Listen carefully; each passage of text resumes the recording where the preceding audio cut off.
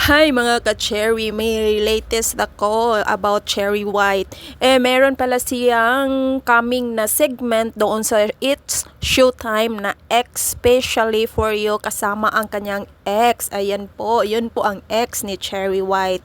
Siguro naisip po yun, kaya yun siguro ang tatay ni Mikey.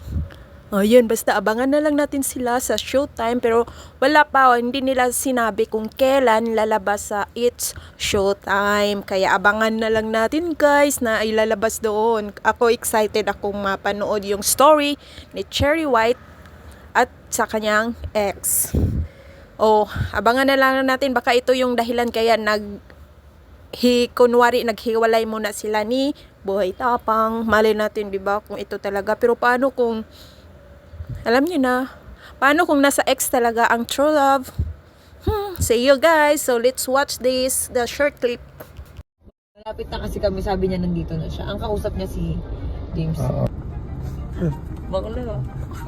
Nandyan na ako nakain. Ba't gano'n nahiya ako? Kasi matagal kami hindi nagkita, parang isang taon nata. Ikaw, kamusta?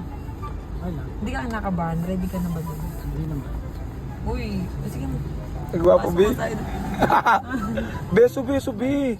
Ano ba yan, friend? Friend lang, friend. Friend. Ha?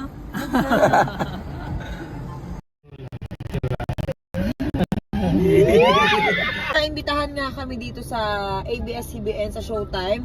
Ang kinontak nila si Bakla. Wala naman, sino ba yung kilala mong ex ko? Si JM yun. So makikita kami. Siya yung una ko naisip. Makikita kami ngayon ni JM, yung ex ko. Naimbitahan nga kami. Kasi yung segment na yon ay para sa mag-ex. So, tignan natin kung ano yung kakalabasan.